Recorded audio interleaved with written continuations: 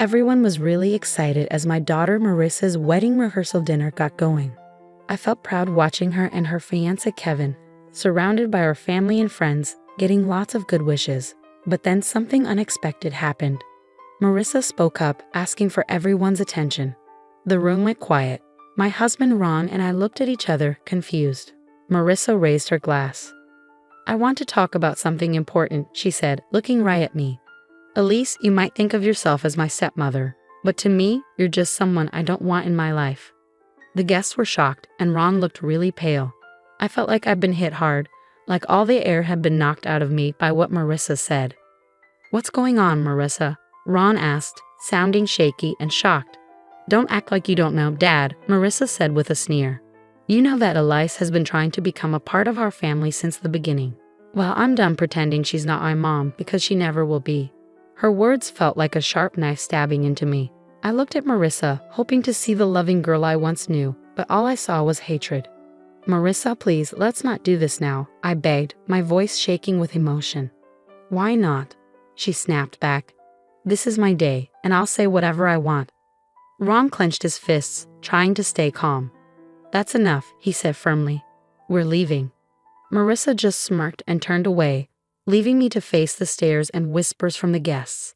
As we walked out, I could feel their judgmental eyes on me, wondering what I'd done to make my own stepdaughter hate me so much. Tears streamed down my face, and I realized everything had changed. In the car, Ron held the steering wheel so tight his knuckles turned white, his face filled with anger and sadness. "I don't understand what's wrong with her, Elise," he said, his voice strained. "But I won't let her hurt you like this." I just nodded, feeling overwhelmed as we drove away from what should have been a happy night, now ruined. I wondered what had happened to the sweet girl Marissa used to be and what this meant for our family. It's hard to say when Marissa started hating me. Maybe it was when I married her dad and became her stepmom. Or maybe it started even earlier, influenced by her mom, Clara. "Don't worry, honey," Clara had told Marissa, running her fingers through her hair. "No one can take your real mom's place." Even then, Clara's words made me feel uneasy, but I tried to ignore it. I wanted to build a good relationship with Marissa, my new stepdaughter. "I'm not here to take anyone's place," I told Marissa gently. "I just want us to be friends." She nodded, but her eyes showed no warmth or love. It felt like there was a barrier between us, fueled by her mom's hurtful words. At first, Marissa was polite, but distant. But as time went on, her true feelings came out. "Why are you always trying to get involved in my life?" she snapped one evening when I asked about her weekend plans. Ron gave Marissa a disapproving look. "Marissa, don't talk to your mom like that." "She's not my mom," Marissa yelled, her face full of anger. "And I'm tired of her pretending she is." Then she stormed off, leaving me hurt by her harsh words. Ron could only shake his head, looking disappointed and resigned. After that, Marissa's dislike for me was obvious. She'd roll her eyes when I came into a room and make mean comments quietly. If I offered help, she'd reject it rudely, like she couldn't stand being around me. "You're not fooling anyone with your fake kindness," she sneered one day when I asked if she wanted a ride to her friend's house. "Marissa, stop it," Ron said, getting frustrated. But she didn't listen. It was clear Clara encouraged Marissa's hatred toward me. Whenever we saw her, she'd smile sweetly, like she was happy we didn't get along. "I don't know what you've done to make my daughter hate you," she'd say with a fake smile, her eyes filled with mean intentions. "But I guess you'll have to deal with the consequences." And deal with them I did. Marissa's hatred kept growing, like a wound that wouldn't heal, making our family life miserable every day. But I didn't realize then that her hurtful behavior was just the beginning of something much worse. Marissa became even more manipulative and mean after she quit college. Without a plan for her future, she seemed determined to cause trouble in our lives, using her anger to get money and create chaos in our family. "Give me $5,000, or I'll tell everyone how terrible you've been as a stepmom," she said one day, trapping me in the kitchen. I was shocked. "Marissa, why are you saying this?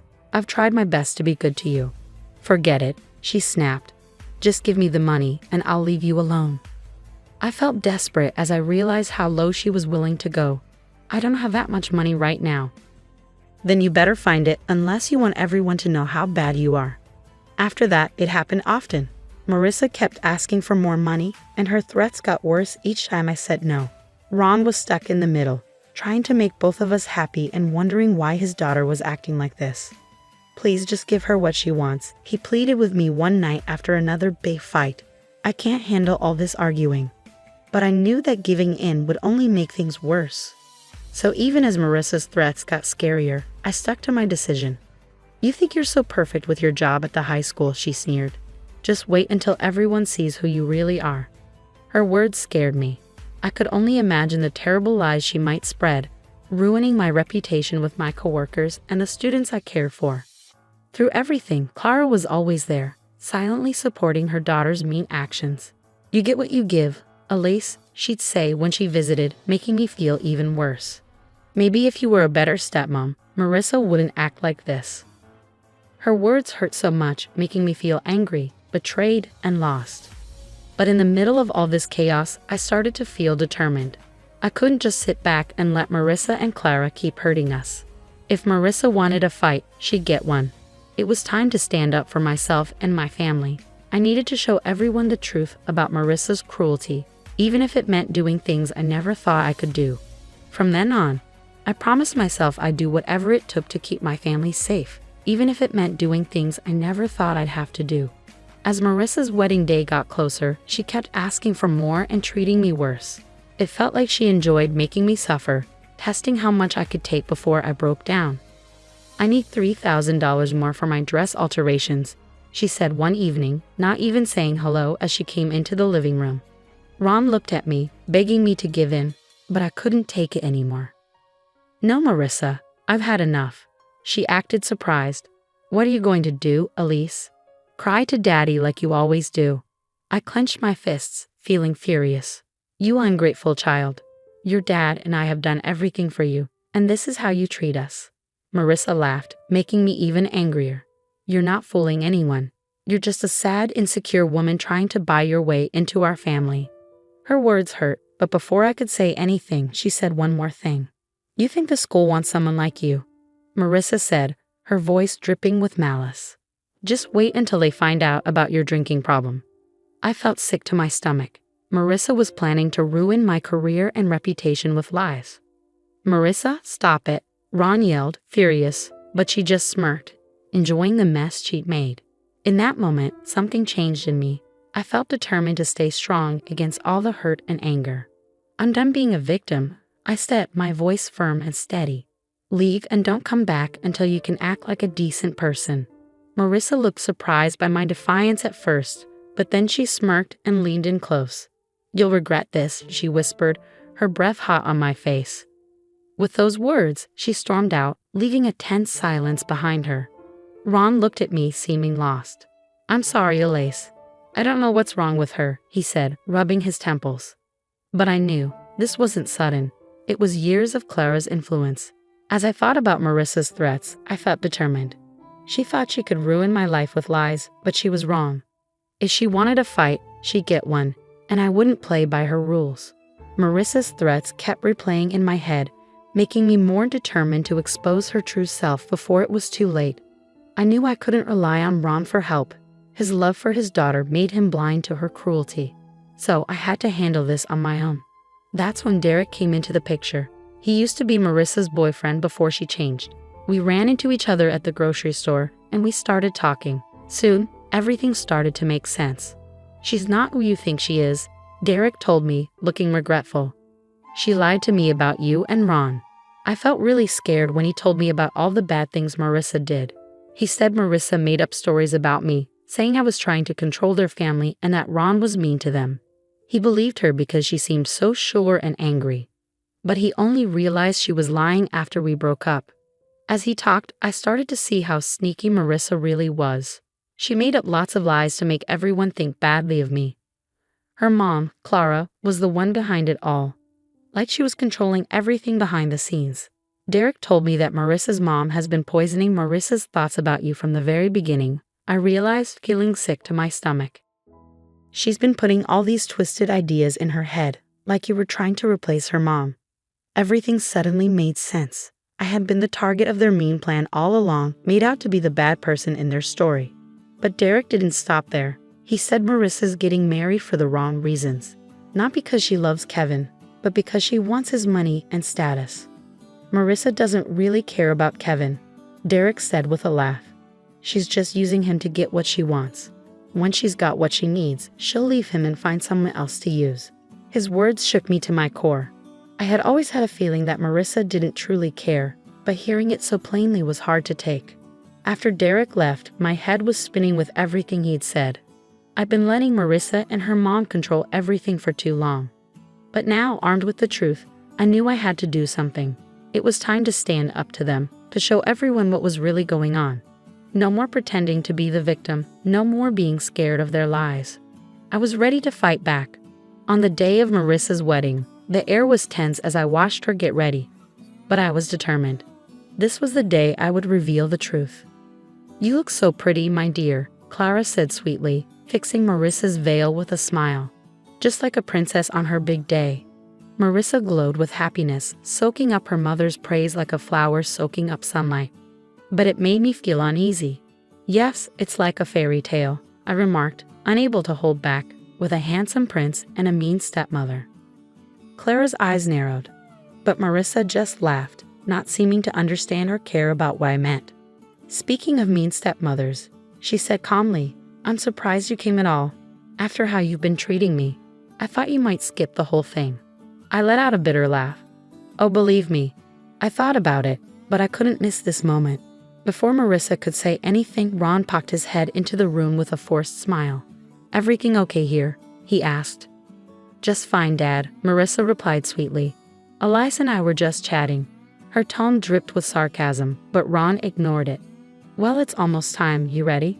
Marissa nodded eagerly, ready to make her entrance.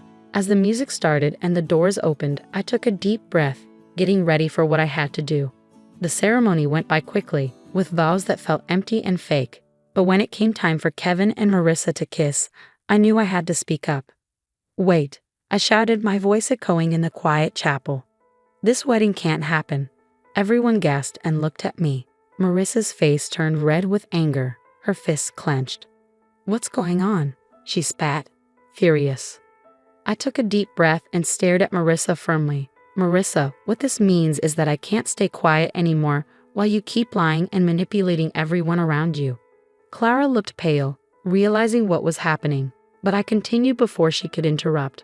I showed them all the proof Derek had given me, texts, emails, recordings, that showed Marissa's lies. "For years, you've been spreading lies and turning people against me, pretending to be the innocent one," I said firmly. "But not anymore. It's time for the truth." I showed everyone the evidence, explaining how Marissa had been deceitful and selfish. The chapel fell silent. Marissa's calm facade cracked, and she looked furious and shocked. You're lying," she yelled, reaching out towards me. "How dare you ruin my special day?" But it was too late. The truth was out for everyone to see. As Kevin's family reacted with shock and dismay, it was clear that Marissa's deceit was unraveling before everyone's eyes. She stood exposed, no longer able to maintain her facade. Despite her past actions, I couldn't help but feel a mix of pity and satisfaction seeing her downfall. The truth had been revealed, and I had won not through trickery, but by exposing the darkness hidden beneath Marissa's lies. The aftermath was chaotic, like a bomb had gone off in the room. The silence was quickly replaced by shouts and gasps as people reacted to the truth. "How could you, Marissa?" someone yelled, their anger palpable. "This was supposed to be my special day." "Your special day was built on lies," I retorted firmly. "You can't deceive people forever." Marissa looked ready to argue, but Kevin stepped forward, his eyes filled with hurt and disbelief. "Is it true?" he asked, his voice trembling. "Were you just using me?" For a moment, there was silence as everyone waited for Marissa's response. I almost felt a twinge of sympathy for her. Almost, but then she put on that fake smile and I saw the cold, calculating look in her eyes. "No, of course not, darling," she said, reaching out to touch Kevin's face. "You know I love you so much. Elias is just trying to cause trouble like she always does." I clenched my fists, trying to control my anger. Didn't she realize that her lies were exposed? Apparently not, as she turned her angry gaze back to me. "This is all your fault," she snapped, pointing accusingly at me. If you hadn't interfered, none of this would be happening. Stop, Ron's voice boomed, cutting through the tension. We all turned to see him, his face red with anger and embarrassment. I can't believe what I'm hearing, he said, shaking his head. My own daughter lying and manipulating everyone for her own selfish reasons. Marissa was silent, unable to respond. For once, she seemed speechless in the face of her father's disappointment. I don't even recognize you anymore, Ron said, his voice heavy with sadness. The girl I raised, the one who was kind and loving, she's gone, isn't she? A heavy silence filled the room as we all absorbed the weight of Ron's words. It wasn't just Marissa who felt the impact, but Clara too. They exchanged a tense look, a silent struggle passing between them. Finally, Clara broke the silence. Well? She demanded, her eyes fixed on her daughter. Aren't you going to speak up, defend yourself? But Marissa stayed silent, defeated. She looked smaller than ever, a mere shadow of the manipulative person she had become. Clara snorted in disgust, then stormed out, leaving a shocked silence behind her. Kevin's family followed, their faces showing everything from pity to disgust. And just like that, it was all over. Marissa's big plan had fallen apart, leaving her dreams shattered. As Kevin left, looking devastated, I felt sorry for him. He was just another victim of Marissa's games, but any sympathy I had was quickly replaced by a sense of satisfaction. The truth was out, and Marissa had brought it all on herself. There would be no more lies or manipulation, only the consequences of her actions. In the days after the failed wedding, chaos erupted as news of Marissa's lies spread rapidly. She found herself shunned by the very community she'd once hoped to impress. I'll never forget the sight of her at her mother's door, begging for help after her plans fell apart. Please, Mom, she cried, tears in her eyes. I need your help. I have nowhere else to go. But Clara looked at her with a mix of disgust and pity. Help you, she scoffed. After what you've done? After embarrassing our family? Marissa flinched as if she had been slapped. But you're my mom. You're supposed to support me, no matter what. Support you? Clara shook her head sadly. You don't understand, do you? There's no support left. You've pushed away everyone who cared about you with your selfishness and lies. Her words hit Marissa hard, like a punch to the gut. I could see the realization dawn on her face, the weight of her loneliness settling in. You don't mean that, Marissa whispered, her hand shaking as she reached out. But Clara stepped away, her face now cold and distant. I don't recognize you anymore, she said firmly. The daughter I knew wouldn't have done what you did. You made your choices, Marissa. Now you have to face the consequences. With those final words, Clara turned and walked back inside, leaving Marissa alone on the doorstep, utterly broken. In the weeks that followed, I saw Marissa's once proud demeanor crumble under the weight of her own actions. The places she used to frequent, fancy bars and high-end stores, now treated her with scorn, whispers following her wherever she went. Even her friends deserted her, not wanting to be linked with her disgrace. Through it all, Ron and I stayed strong, our bond growing stronger as Marissa's world fell apart. I'm sorry it had to end like this, Ron said quietly one evening as we watched Marissa walk by, looking defeated. But you were right, she did this to herself. I didn't say anything, just squeezed his hand gently. Words felt insufficient in the face of such a painful situation. As things settled down and our community began to recover from Marissa's lies, Ron and I received an outpouring of support and gratitude.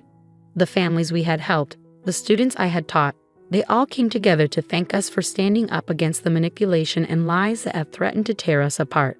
In those moments of connection, witnessing human kindness and resilience, I found a newfound peace and purpose that I had been missing during Marissa's tumultuous reign. She tried to tear me down, but it was her own selfishness that led to her downfall, revealing the emptiness beneath her facade. Ron and I would move forward, stronger from the experience. If our story could encourage others to stand against manipulation and embrace honesty, then perhaps something positive could come from Marissa's downfall.